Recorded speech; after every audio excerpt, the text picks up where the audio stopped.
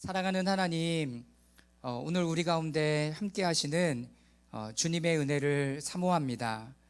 또 가나의 혼인잔치를 통하여 우리에게 말씀하시고 또 깨닫게 하실 그 하나님의 은혜, 하나님이 이 시간들을 통하여 우리가 언약을 맺으며 주님 앞에 하나 되어 나아가는 시간이 될 수 있도록 은혜를 내려 주시옵소서.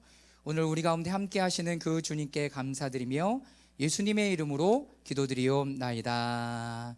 아멘. 네, 오늘의 본문 말씀은 요한복음 2장 1절부터 11절까지의 말씀입니다. 가나의 혼인잔치에 대한 이야기죠. 너무나 우리들이 잘 알고 있는 말씀인데요. 이 말씀이 예수님의 성육신과 무슨 연관이 있는가, 그 부분들을 우리는 주목해야 되는 겁니다. 예수님이 이 땅에 오셨어요. 그리고 할례를 받으시고 여러 가지 사역들을 하셨는데 이게 이제 우리와 무슨 상관이 있는가 하는 부분들을 보게 됩니다.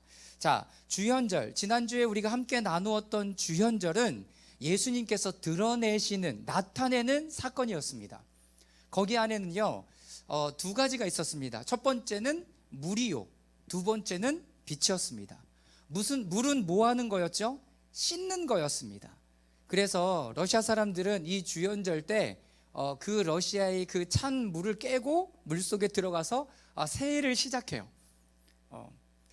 여러분, 우리에게는 어떤 의미가 있을까요? 예수님의 세례, 그러면 우리는 예수님께서 세례를 받으시고 우리도 동일하게 회개의 세례, 성령의 세례, 은혜의 세례를 받았다면 그 안에 반드시 우리를 정결케 하는 사건은 회개의 사건이 우리 가운데 있어야 합니다. 그래서 세례 요한도 마찬가지고 예수님도 첫 번째 메시지가 뭐냐면 회개하라, 하나님의 나라가 가까이 왔다요.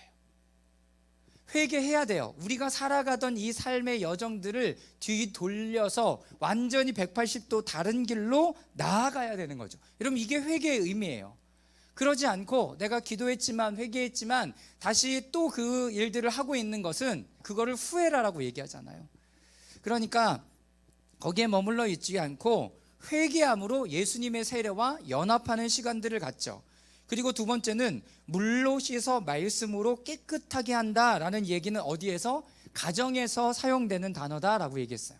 남편과 아내에게 있어서 물로 씻고 말씀으로 깨끗하게 하는 것은 아내는 남편의 권유를 순종하고 따라가고 복종하고, 그리고 남편은 아내를 자기의 목숨과 같이, 자기 몸과 같이 사랑하는 그 모습을 통해서 아내의 가정, 이 모든 것들을 말씀으로 씻고 거룩하게 하는 과정이고 여정이다 라는 이야기를 했습니다. 그리고 공동체에서는 빌립보서 2장 1절부터 11절까지에 나와 있는 것처럼 어떻게 해요? 나보다 남을 낮게 여기고 서로가 어떤 필요가 있는지를 돌아보고 채워주고, 그리고 공동체와 함께 움직여가는 것이 바로 그런 부분이다, 말씀으로 깨끗하게 하고 거룩하게 하는 것이다 라는 이야기를 했습니다. 그 이후에 저희가 지난주에 사도 바울의 서신들을 계속 읽었잖아요. 거기에 보면 공동체에서 어떻게 해야 되는가, 그리고 회사에서는 어떻게 해야 되는가, 그리고 상사일 때, 그리고 내가 직원일 때는 어떻게 해야 되는가, 그리고 내가 아버지일 때는, 내가 어머니일 때는, 내가 과부일 때는, 내가 젊은 과부일 때는 어떻게 해야 될지 너무 구체적으로 이 부분들을 얘기하고 있어요. 이 흐름을 알았다면 여러분들은 성경을 읽으면서 지금 하나님의 말씀들이 처음에 이렇게 굵직굵직한 것을 얘기해주고 예수님의 제자들을 통해서 어떻게 세세한 부분들까지도 얘기해주고 있는 것을 우리는 보게 되는 거죠. 그렇기 때문에 하나님의 이 말씀은 우리에게 실질적으로 다가오는 거예요. 실질적으로. 그러면 오늘 예수님의 사나의 혼인잔치의 이 사건을 통해서는 우리에게 어떤 부분들을 실제로 알려주시기를 원하는 걸까? 여러분, 오늘 말씀에 누가 나와요? 마리아가 나와요. 마리아는 지금 어떤 역할을 하고 있냐면 그곳에 무슨 일이 일어나고 있는지를 너무나 정확하게 봐요. 그렇죠? 그리고 어떻게 해요? 예수님께 지금 필요하고 부족한 부분들을 이야기해요. 이게 무슨 역할인 줄 아십니까? 중보의 역할이에요. 중보기도. 중보기도는 지금 갈라진 그 틈에 서는 거예요. 내가 그 일들을 할 수도 있지만 중보자들은요, 그 부분들을 하나님 앞에 아뢰는 역할을 하는 거예요. 아뢰는 역할. 중간에 서서 이 지금 중간에 필요하고 어렵고 연약해져 있는 그것을 가지고 주님 앞에 가지고 나아가요. 왜 주님께 그 얘기를 하고 있어요? 마리아가 어른 아니에요? 어른인데 왜 자기 아들한테 이 얘기를 하고 있냐고요. 이 문제는 누가 해결해야 되는 거예요? 예수님이 해결해야 돼요. 예수님. 자, 예수님은 그 사건 가운데 마리아의 필요의 요청을 듣고 어떻게 반응하던가요? 순종해요. 순종해. 지금 누구의 얘기에 순종하는 거예요? 어머니 마리아의 이야기에 순종해요. 근데요, 이게 어디까지 가는지 아십니까? 나중에는 하나님 아버지의 이야기에, 말씀에 순종하는 모습을 보여주는 거예요. 그러니까 이분의 성품 자체가 순종하는 하나님의 삶. 나는 마음이 온유하고 겸손하니. 지난주에 우리가 배웠잖아요. 예수님의 마음은 온유하고 겸손해요. 폭력적이지 않아요. 거짓으로 뭘 하지 않으세요. 하나님의 마음을 가지고 계세요. 우리가 그 마음을 배워야 되는 거죠. 그리고 하인들은, 종들은 어떻게 하고 있던가, 일꾼들은 어떻게 하고 있냐, 그 예수님의 이야기를 듣고 그 하나하나의 이야기에 순종하면서 나아가요.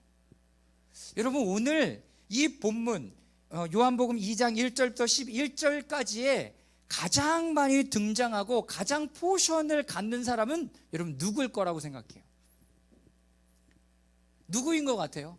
가장 많이 이 지금 요한복음 2장 1절부터 11절까지의 이야기 안에서 가장 많은 포션을 차지하는 사람, 파일을 갖는 사람이 누구예요? 예수님? 마리아? 일꾼들? 여기에 누구는 안 나와요? 신랑 신부는 안 나와요. 그죠? 신랑 신부라 얘기하면 안 돼요. 그 사람 나오지도 않아. 누가 또 나와요? 연회장에 나와요. 그런데 우리가 이 부분들을 보면서 가장 많이 우와, 나도 저렇게 됐으면 좋겠다 하는 사람 누구예요? 일꾼들이죠. 왜 일꾼들이 이렇게 포션이 많을까요? 예수님은 명령하고 아무것도 안 해. 말만 해.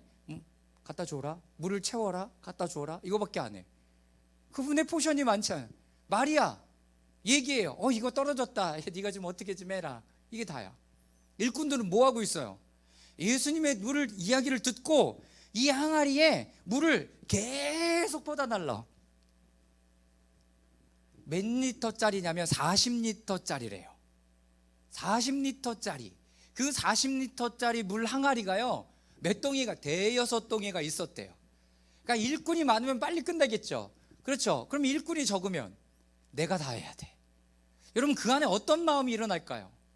그리고 나는 계속 여기다 뭘 갖다 부었어요? 물을 갖다 부었어요. 근데 예수님 좀 이상해.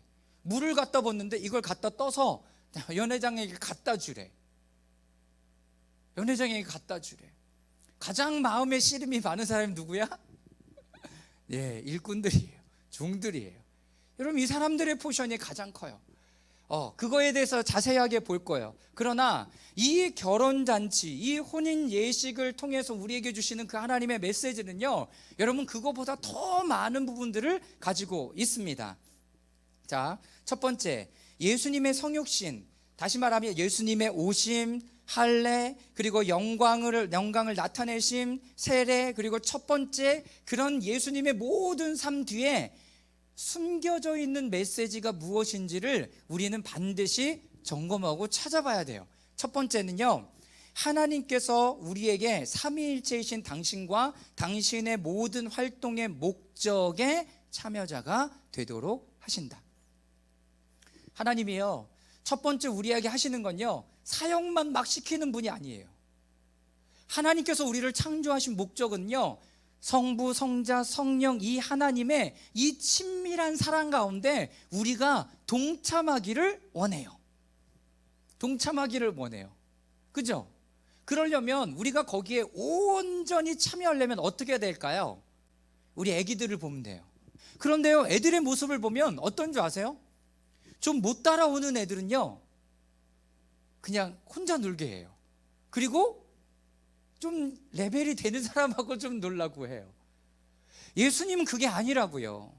하나님은 우리와 그 삼위일체 하나님과 그 교제 가운데 들어갈 수 있도록 우리를 어디까지 끌어올리냐면 그 주님의 그 성품에까지 올라가기를 원해요.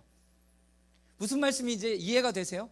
우리가 그분과 함께 교제하고 함께하고 그분의 마음을 알아서 그분의 사역에 동참하고 이렇게 하려면 그분의 마음을 알아야 돼요.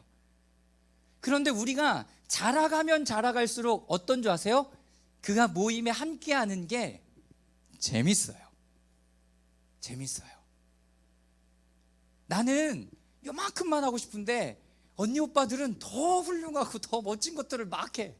나 좀 껴줘. 그러면 야, 넌 어려서 안 돼. 이렇게 얘기하잖아요. 여러분, 우리가 자라가야 돼요. 하나님 우리에게 자라기를 원하세요. 그런데 더 근본적으로는 하나님의 모든 활동의 목적에 참여자가 되도록 부르세요. 여러분, 이것이 첫 번째예요. 하나님 우리 관계에 참여하기를 원해요. 그래서 하나님의 마음이 뭔지, 예수님이 이 땅에 왜 오셨는지, 성령님은 어떻게 우리의 삶 가운데 실질적으로 역사하시는지 그거를 알기를 원해요. 두 번째, 우리가 함께 그분의 사역에 동참할 때 우리의 존재의 진정한 목적들을 알고 맛보기를 원한다. 그 하나님의 사역에 내가 조금이라도 동참해요. 참여해요. 그분과 관계를 맺어봐요. 향심이나 침묵 기도나 이런 시간들을 통해서 하나님과 한번 얘기를 해봐요. 그러면 너무나 좋은 거죠. 하나님의 사역도 마찬가지야. 나에게 그 힘을 감당할 수 있는 능력이 없을지라도 사역에 동참했는데 그 안에 주는 기쁨이 엄청난 거예요. 다시 요한복음 2장의 가나의 혼인잔치의 비유를 보면 그 기적들 가운데 가장 어깨가 이렇게 올라가고 마음이 가장 흡족했을 사람이 누군 것 같아요? 여러분, 종들이에요. 종들. 왜요? 나는 기적을 봤잖아. 예수님은 하나님이니까 그렇다 쳐 할 수 있다고 생각했을 거야. 그런데 나는 아니거든. 물 갖다 넣으라니까 갖다 넣고 떠주라니까 떠줬을 뿐인데, 연회장이 이렇게 맛있는 포도주를 어디서 났냐라고 얘기하는데 누구만 알아? 종들만 알아. 너무 좋은 거지. 그러면 이 사람의 평생에 간증이 되는 거죠. 야, 예수님 만났어? 나 첫 번째 기적의 주인공이야. 야, 내가 물을 얼마나 갖다 붓는 줄 알아? 그래, 엄청 흘렸지. 야, 그런데 야, 이걸 떠다 주는데 야, 물이 색깔이 바뀌더라. 여기에 조금 뭐가 붙어요? 기억의 왜곡이 붙죠. 야, 내가 이미 갖다 부을 때 이미 포도주였어. 기억의 왜곡. 얼마나 좋을까요? 이 기적의 현장에 자기가 참여해. 그런데 예수님도 어떻게 반응하세요? 야, 내가 시켜서 한 거야 라고 얘기하는 게 아니라, 오, 그래, 야, 잘했다. 니네들이 그렇게 순종하니까 야, 그런 기적이 일어나는 거야. 야, 너무 잘했어. 누가 한 거야 이거? 예수님이 하셨는데 칭찬은 누가 받아? 일꾼들이 받아요. 하나님은 우리에게 이거를 알려주고 싶은 거예요.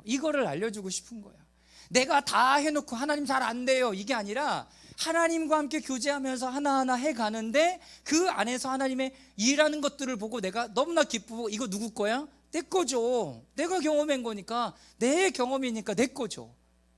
그거를 한 줄 싹 쓰는 거야. 아, 하나님이 이렇게 하라고 했더니 이런 은혜가 나에게 있었다. 하나님이 이걸 경험하게 하고 싶은 거예요. 그러니까 나에 대한 진정한 목적을 하나님은 회복시키기를 원하시는 거예요. 맛보기를 원해요. 맛보는 건 뭐예요? 진짜가 있는 거죠. 진짜가 나타났다. 이거 영화 제목인가? 진짜가 나타났다. 진짜가 온다고요. 진짜가 우리 가운데 온다고요. 우리는 이 세상을 살면서 계속 맛보기로 살아요. 실제가 되는 거죠. 자, 세 번째, 죄의 용서와 나중에 도달하는 천국에 국한되는 삶을 넘어서 하나님의 원래 형상, 원래의 모습을 회복하시어 가시는 것을 알게 된다. 가장 중요한 건 뭐예요? 하나님의 형상을 이곳 가운데 회복하셔서 계속 우리가 그 안에 사랑을 누리며 갈 수 있도록 우리를 인도하시는 거죠. 여러분, 이것이 지금 예수님의 성육신 뒤에 감춰진 이야기들이에요. 성육신 이후, 아, 예수님이 나를 위해 십자가에 달려 돌아가셨구나, 이거를 넘으시는 거죠.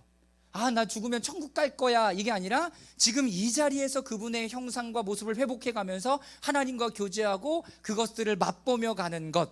여러분, 이것은 하나님과의 생명적인 관계를 누리고 실제적인 삶 안에서 경험되어져 가는 거죠.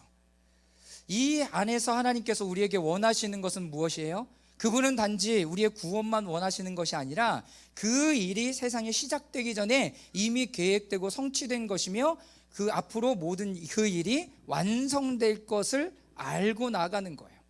그러니까 그 가운데 이 여정을 통해서 그분을 더 많이 아는 게 중요해요. 그분을 더 많이 알아야 돼요. 또 그분과 연합해요. 그리고 하나님의 생각을 알아서 삼위일체의 파트너로 참여하고 하나님의 경륜까지도 참여하도록 하심으로 하나님의 영이 우리 안에, 각자의 영 안에서 출산되기를 원해요. 우리 안에 하나님의 생명이 계속 타오르기를 원하는 거예요. 여러분, 그래서 예수님의 사명 뒤에 깊은 진리와 이유들을 알면 우리는 삼위일체 하나님과 올바른 방법으로 살아갈 수 있게 됩니다. 하나님의 방법을 알아야죠. 내 방법 말고요, 회사에서 하던 방법 말고 하나님과의 올바른 방법, 그 진리와 이유들을 알고 방법으로 살아가고, 여러분, 그러면 하나님께서 가르치시는 진리와 올바른 이유와 그분과 진정한 관계를 맺어갈 때 그분의 생각에 따라서 살게 돼요. 거기 동그라미 치세요. 그분의 생각에 따라서 살게 돼요. 내 생각이 아니죠. 그리고 두 번째, 창조 때부터 우리를 위해 준비하신 것에 따라 살 수 있습니다. 하나님께서 나를 향한 계획이 도대체 뭐냐고요. 그거를 알게 돼요. 그것에 따라서 살아가게 돼요. 그리고 그 안에서 우리는 만족한 풍성한 부요함을 누리게 됩니다. 이것이 하나님의 성품 안에서 계속 성장하고 자라갈 때 우리가 겪게 되는 하나님의 풍성한 은혜인 거죠. 그렇기 때문에 우리가 하나님께서 가르치시는 진리의 올바른 이해를 가져야 돼요. 말씀이 뭐라고 얘기하는 거지?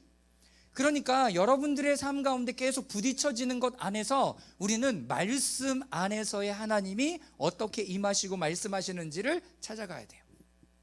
베드로후서 1장 3절 4절 말씀만 한번 읽어보도록 하겠습니다. 시작. 하나님께서는 우리가 그를 알므로 말미암아 생명과 경건에 이르게 하는 모든 것을 그의 권능으로 우리에게 주셨습니다. 여기 보세요. 권능으로 우리에게 주실 거래요? 뭐라고 써 있어요? 주셨대요. 여러분, 이런 한 단어가 너무 중요해요. 하나님께서 이미 우리에게 이것을 주셨대요. 그럼 내 안에 있어요, 없어요? 있죠. 있어요. 그러니까 그거를 내 안에 찾는 일이 우리의 신앙 여정이에요.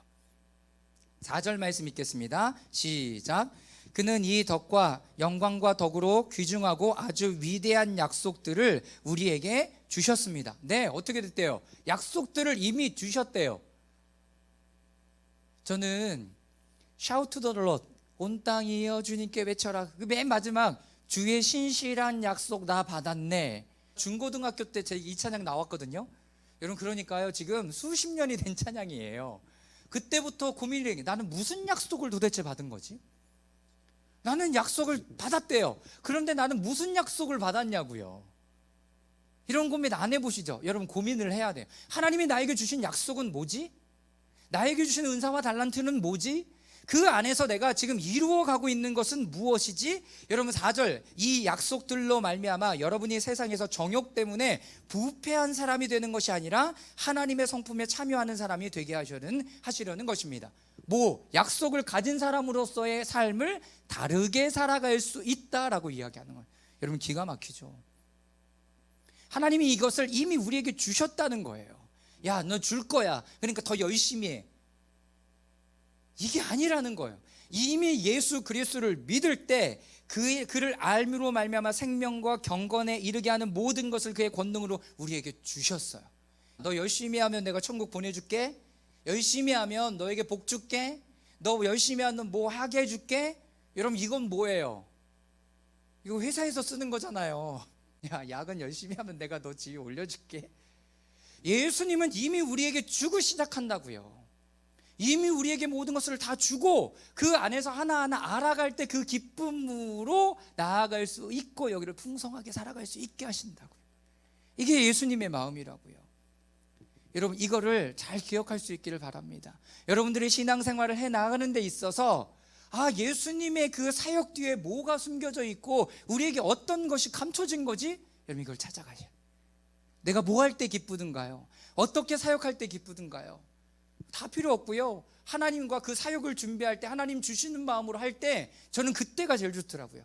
하나님이 나에게 말씀해 주실 때, 대근아 나중에 이거 나랑 같이 하자 라고 얘기하면서 막 말씀하실 때가 저는 제일 좋더라고요.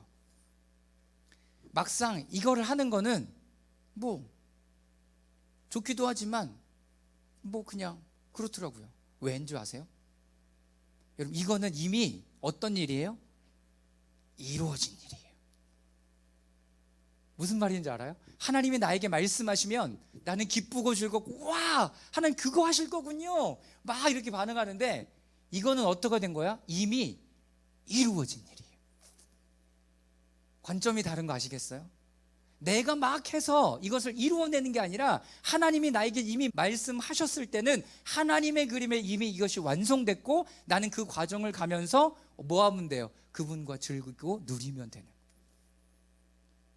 관점 자체가 달라요. 그리스도인으로서의 부르심은 그리스도의 충만한 모두를 취하고 풍성하게 누리는 것에 있습니다. 자, 그러면 이제 본문으로 들어가기 전에 가나안 혼인잔치 뒤에 있는 신비는 무엇인가? 첫 번째는 첫사랑의 시작이에요. 결혼을 어떻게 해요? 이 사람 사랑하지도 않는데 여러분 결혼해요? 아니에요. 결혼은 어떻게 보면 하나의 꽃이자 열매가 시작되는 과정이기도 해요. 그런데 그 시작은 사랑이 시작돼야 돼요. 하나님과 나와의 사랑이 시작되는 거예요.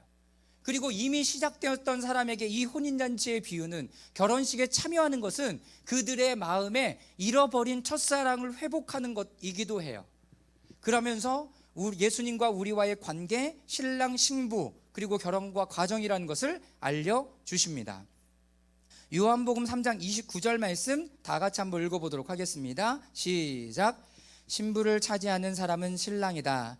신랑의 친구는 신랑의 오는 소리를 들으려고 서 있다가 신랑의 음성을 들으면 크게 기뻐한다. 나는 이런 기쁨으로 가득 차 있다. 여러분 신부를 차지하는 것이 신랑이에요. 근데 누구도 기뻐요? 신랑의 친구들도 기뻐요. 모든 사람이 다 기쁜 거예요. 그날은 하나님이 이 기쁨을 우리에게 어떻게 하기를 원해요? 회복시키기를 원하시는 거예요. 회복시키기를 원하시는 거. 여러분 이 부분 포인트 잘 기억하셔야 돼요. 여러분 이 가나안 혼인잔치, 세 번째 포인트에 가나안 혼인잔치에 어떤 일이 있었어요? 포도주가 떨어졌어요. 포도주는 어떤 의미인 줄 아십니까? 포도주는 기쁨이에요. 기쁨 그리고 사랑이에요. 그런데 그 혼인잔치의 기쁨이 떨어졌다라는 것은 뭐가 떨어진 거예요? 가장 중요한 요소 하나가 떨어진 거예요. 그것이 다 먹어버려서 말라버렸던, 어떻게 됐던, 낭비했던 이런 일들이 일어났건, 문제는 뭐냐면 그 혼인잔치에 뭐가 떨어졌어요?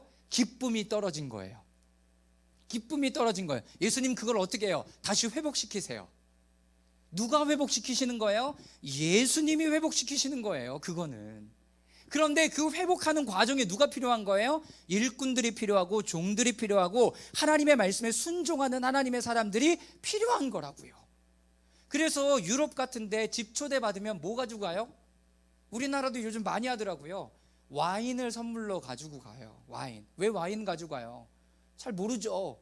근데 와인을 가져가니까 가져가요. 그런데 그 포도주는 그 안에 기쁨이 있다라는 의미를, 내가 너에게 초대받아서 기뻐, 그리고 우리는 함께 모이는 자리에 그 기쁨이 넘쳤으면 좋겠어, 그래서 포도주 가져가는 거예요. 이런 의미라고요. 그러니까 오늘은 예수님께서 우리의 삶 가운데, 우리의 배드 뉴스 가운데, 우리의 나쁜 이야기 가운데 오시고 함께 하시고 변화시키셔서 어떤 가나의 혼인잔치처럼 기쁨으로 우리의 삶을 충만케 하기를 원하신다라고 말씀하시는 거라고요. 할렐루야. 여러분 그 기쁨이 여러분들 가운데 다시 회복되는 은혜가 있기를 주님의 이름으로 축원합니다. 이미 여러분들에게 주셨어요. 이미. 그러니까 그거를 찾아가셔야 되는 거죠. 그 이후에 방법이 나올 거예요. 기쁨이 넘쳐요. 자, 그런데 결혼을 하신 분들은 결혼을 준비하고 결혼식을 할 때 그 떨림과 기쁨을 다시 회복하고, 내가 좋았었지, 내가 몇 년 전에 당신과 결혼할 때 너무나 좋았지, 그거를 다시 한번 설레는 마음으로 다시 기억하는 게, 그게 무슨 날이에요? 결혼기념일. 결혼기념일. 네, 이제 아셨어요? 그 기쁨을 다시 회복하길 바랍니다. 그 떨림, 그 이렇게 소망함, 기대함. 생판 모르는데 둘이 신혼여행 간다고 몰디브 갔을 때, 필리핀 갔을 때, 태국에 떨어졌을 때, 여러분 이제 의지할 사람 바로 누구밖에 없어? 옆 사람밖에 없어. 쌈도 숱하게 하고, 여러분 그런데 그 기쁨과 떨림이 다시 회복되는 거예요. 목사님, 여기 결혼 안 하는 사람들 너무 많은데요. 그 사람들은 어떤 마음이죠? 나도 내 사랑하는 사람을 만나서 결혼할 때 그런 기쁨이 있겠구나. 여러분 그걸 기대해야죠. 그래서 그 기대하는 마음으로 여러분 이 시간들을 잘 준비하는 거예요. 그리고 가장 중요한 것은 우리 가운데 예수님을 처음 만나고 경험했을 때 첫사랑을 다시 회복하는 거예요. 근데 계시록에 에베소 교회에게 하나님 뭐라고 말씀하세요? 너희가 첫사랑을 잃었다라고 얘기해요. 그런데 어떻게 회복하는 줄 아십니까? 너희가 어디서 떨어졌는지를 다시 생각하고 그 자리에서 찾으래요. 이거 뭐하고 비슷해요? 우리가 작년에 수련회 가서 들었던 드라크마 비유와 똑같죠. 내가 그 기쁨, 내 달란트, 은사를 잃었던 곳으로 다시 찾아가서 거기서 다시 사차치 누리고 찾아야 되는 거죠. 하나님이 우리에게 그것을 말씀하시는 거예요. 여러분, 사단은요 계속 우리를 그 관계 가운데 멀어지게 해요. 그래서 우리가 같이 자주 이 말씀을 보면서 다시 새롭게 해 나아가는 거죠. 하나님의 사랑은 그리스도의 신성한 본성과 연관되어져 있습니다. 신성한 본성과 연관되어져 있어요. 그래서 세상의 사랑과는 질적, 양적으로는 완전히 다른 거죠. 특히 그리스도인의 결혼, 가정은 구원에 열린 우물이 됩니다. 목사님, 이게 무슨 말이냐고요? 아내가 살아갔던 방법이 있고요, 남편이 살아갔던 삶의 방식이 있어요. 두 사람이 만나서 함께 한 가정을 이루며 갈 때 그 안에서 불편하고 어렵고 힘들고, 이것을 받아들이려면 한 사람은 받아들여야 되고 용납해야 되고 품어야 돼요. 이런 과정이 계속 일어나면서 가정 안에서 하나님의 형상을 남편과 아내가 스스로 닮아가게 돼요. 여러분, 이런 관계가 또 하나 어디 있어요? 공동체와 교회가 있어요. 공동체와 교회. 근데 왜 회사를 꼽지는 않아요? 회사는 돈 받고 다니잖아요. 그죠? 내가 돈 번 값어치 만큼만 해. 근데 사도 바울의 서신들을 보면 상사, 오너들은 어떻게 하고, 그리고 이렇게 부하 직원들은 어떻게 해야 되는지를 정말 잘 표현해주고 있어요. 그 말씀을 잘 봐야죠. 그리고 감독으로 세워지는 사람, 집사로 세워지는 사람, 권사로 세워지는 사람이 어떤지도 잘 알아야 내가 가정에서 교회에서 그 역할들을 잘 감당할 수 있게 되는 거죠. 그래서 여러분들이 교회를 결정하고 함께 움직일 때는요, 이 공동체가 어떠한 삶을 살아가는 거지를 알아야 돼요. 여기에 목회자는 어떻게 삶을 살아가고 있지? 어떤 메시지를 하지? 여러분, 이 메시지를 알아야 돼요. 그래야 이 안에서 내가 그 삶을 어떻게 배우는 것이 되니까 그래요. 여기 안에서 이 삶을 함께 배워가는 것이기 때문에 그렇습니다. 하나님께서 결혼잔치 뒤에, 혼인잔치 뒤에 이 부분들을 계속 알리기를 해요. 첫 번째는 뭐라고요? 하나님의 첫사랑의 회복, 이거를 하기를 원해요. 자, 두 번째, 이 혼인잔치에 예수님은 어떻게 축복하셨는가? 아까 포도주를 벽구시는 건 말씀드렸죠. 그러면 첫 번째로는 뭐가 있냐면, 예수님은 그 자리에 함께 하심으로 그 자리를 축복해요. 함께 하심으로 그 자리를 축복해요.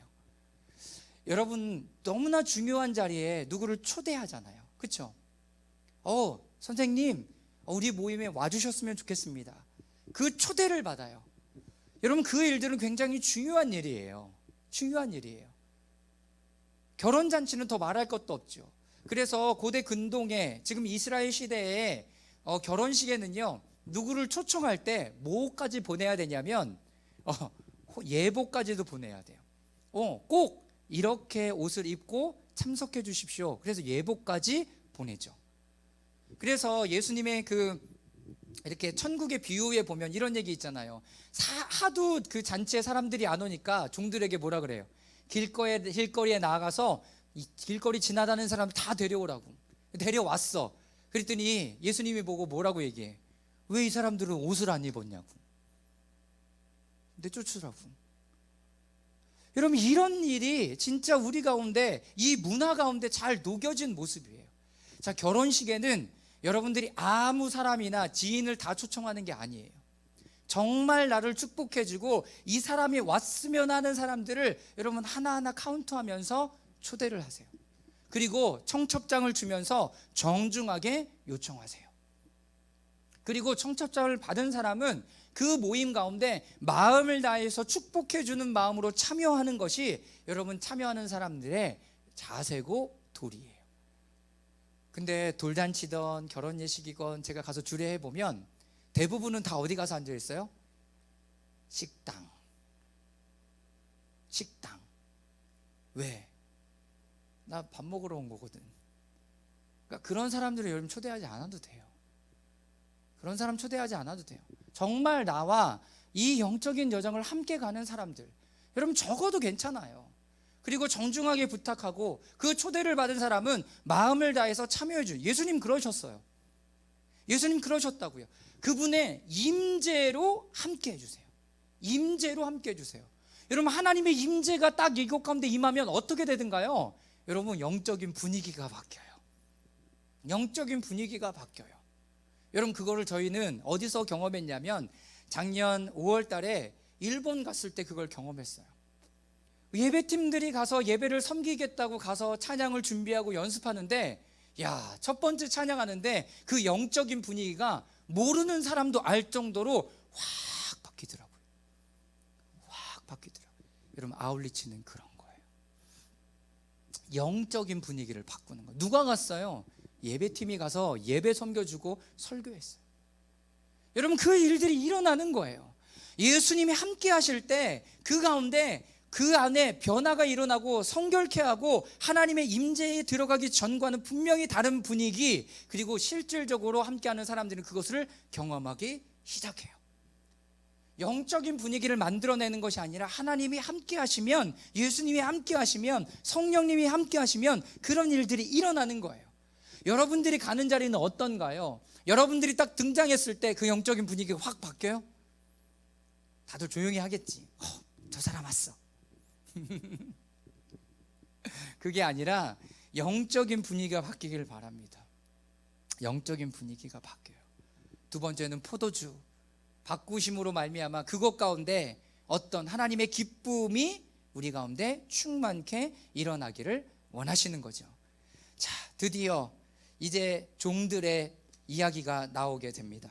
자, 먼저 첫 번째, 물 항아리를 가득 채울 때 5절과 7절 말씀을, 5절에서부터 7절 말씀을 다 같이 한번 읽어보도록 하겠습니다. 그 어머니가, 시작.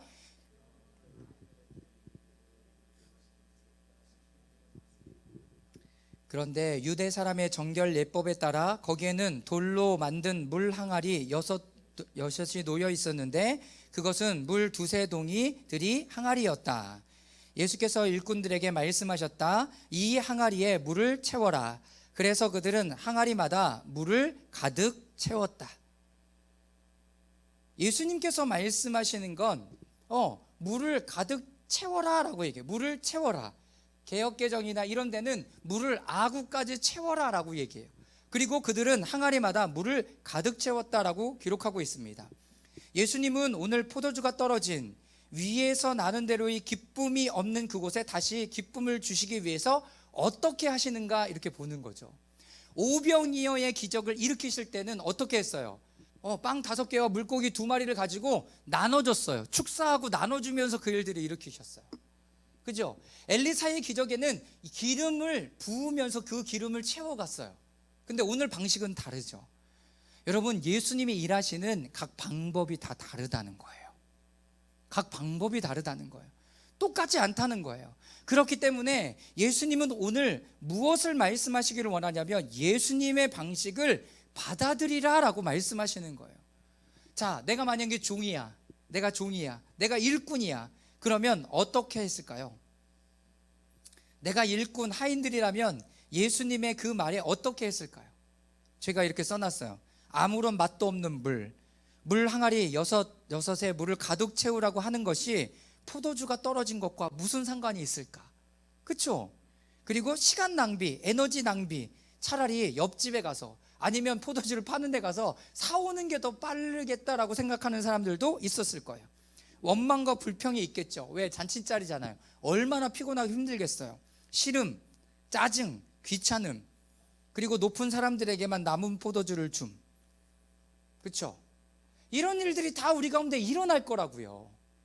여러분, 그 안에서 나는 어떻게 반응할 것? 여러분, 첫 번째 일어나는 마음이 뭐든가요? 여러분들이 이 이야기를 들었을 때 첫 번째로 일어나는 반응, 감정, 여러분 그것은 무엇일까요? 여러분 이따가 소그룹 모임할 때 그걸 나눠보세요. 아, 내가 이런 사람이구나를 알게 해요. 나쁘고 착하고 좋고가 아니야. 그냥 내 감정이 그냥 일어나는 거예요. 일어나는 거. 그 와중에는 어떤 사람이 있을 거예요? 나는 그냥 순종할 거예요. 이분이 얘기하시니까 내가 한번 해봐야 되겠네. 그렇게 반응하는 사람들도 있을 거예요. 여러분, 우리가 해야 할 일은요, 주님의 말씀에 내면의 확신을 갖기 위하여 이러한 노력, 액씀, 고군분투함을 받아들이는 겁니다. 거기에 밑줄 보세요. 이게 말이 돼요? 이게 가능한 일이에요? 이렇게 하는 것이 맞아요? 이런 것이 분명한 거예요? 이렇게 해도 되는 거예요? 이런 생각들이 일어날 때 그 일에 노력하고 애쓰고 고군분투함을 우리가 받아들이는 거. 그리고 어떻게 해요? 그분의 말에 순종해서 그 많은 양의 물을 그냥 채우는 것. 근데 물을 채우는 게 내가 중간까지 채웠으면 이 정도면 됐겠지가 아니라 말씀하신 대로 물을 가득 채우는 그 일. 가득 채우는 그 일. 물을 가득 채우는 일이 여러분 물리적으로 필요한 거예요. 물리적으로. 자, 두 번째, 가득 채운 물을 연회장에게 갖다 줄 때 8절과 9절 말씀 다 같이 한번 또 읽어보도록 하겠습니다. 예수께서 시작. 예수께서 그들에게 말씀하시기를 이제는 떠서 잔치를 맡은 이에게 가져다 주어라 하시니 그들이 그대로 하였다. 잔치를 맡은 이는 포도주로 변한 물을 맛보고 그것이 어디에서 났는지 알지 못하였으나 물을 떠온 일꾼들은 알았다. 네, 연회장에게 이 물을 갖다 줍니다.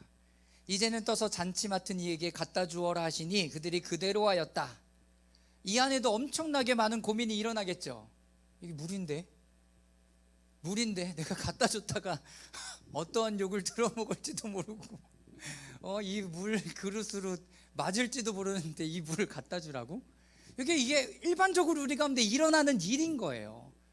여러분, 그게 잘못되거나 뭐 틀린 게 아니에요. 일반적으로 일어나는 거예요. 예수님은 물에 기도하지도 않으셨어요. 저 같으면 물에 기도했을 거예요. 예수님, 하나님 이거 바꿔주셔야 돼요? 그렇죠? 기도라도 해주시지. 그랬으면 내가 좀 편안한 마음으로 물을 떠다 줄 텐데 예수님 기도하셨는데 잘 안 된 것 같아요 오늘은. 그럴 수도 있죠. 그리고 많은 사람들이 보는 앞에서 이 물을 바꾸시지도 않았어요. 그죠? 예수님은 단지 일꾼들에게 이제는 떠서 잔치를 맡은 이에게 갖다 주어라고 말씀하셨을 뿐이다. 자, 그런데 지금 어떤 일이 일어난 거죠?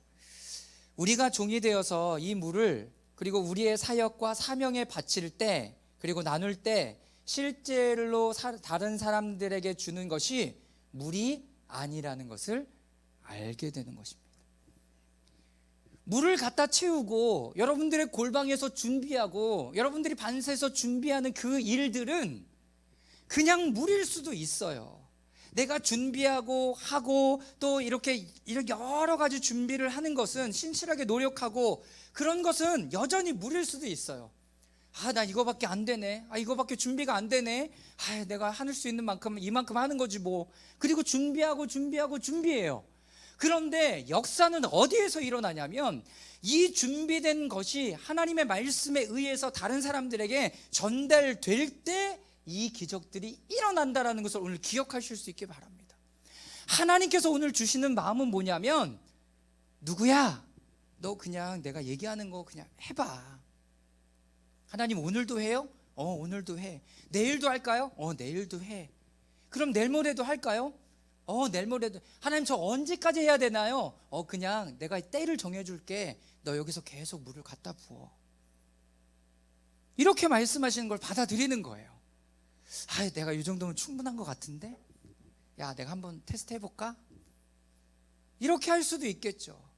그런데 여전히 물을 우리가 갖다 붓는 이 노력과 애씀의 시간이 필요하다는 것들을 인정하고 받아들여야 된다는 거예요. 두 번째, 하나님의 때가 돼서 이것들을 나누는데 그때 기적이 일어나요. 내가 여전히 갖다 주는 건 뭐예요? 내 인지와 인식 가운데 갖다 주는 건 뭐예요? 물이죠. 물이에요. 내가 물을 갖다 붓고 내가 떠 나르는 것도 물이에요. 근데 대박인 것은 마시는 사람이 포도주로 마신다고요. 포도주로 마신다고요. 이게 하나님이 일하시는 방법이에요. 일하시는 방법. 내가 준비하는 건 뭐예요? 물이에요. 근데 하나님이 사용하실 때는 그것이 포도주가 되는 거예요. 포도주가 되는 거예요. 사랑하는 여러분, 여러분들이 오늘 그리고 내일 그리고 내일 모레, 아니 어제, 그제, 그저께, 지난달에 계속 내가 이렇게 붓는 것이 물일 수도 있어요. 근데 그 물을 부어야 돼요. 그래야 실질적으로 하나님의 때에 이것을 나눠줄 때 그것을 맛보고 경험하고 함께하는 사람들은 하나님을 경험하게 된다고요. 오늘 말씀의 제일 마지막 절이 무슨 말씀이에요? 하나님께서 주의 영광을 드러내시고 나타내시니 많은 제자들이, 그의 제자들이 그를 보고 믿었더라라고 이야기해요. 여러분, 나를 드러내고 나타내기 위함이에요? 아니면 예수님을 믿게 하기 위함이에요? 이 목적을 잘 살펴야 돼요. 예수님을 드러내고 나타내고 그리고 믿게 하기 위함이면 나는 그저 해야 될 것이 뭐예요? 물을 채우는 일들을 하는 거예요. 수단이 목적이 될 때 그것 안에서도 충분히 하나님의 생명과 기적과 그분이 어떤 분이신지를 경험하게 됩니다. 우리가 드리는 이 시간이 어떤 사람에게는 수단이 될 수 있어요. 어떤 내 감정의 소모를 하기 위한 수단이 되기도 해요. 그러려면 우리 예배 오면 안 돼요. 여러분, 예배팀이 더 빵빵한 곳에 가셔야 돼요. 성령을 막 구하면서 기도하는 곳으로 여러분 찾아가셔야 돼요.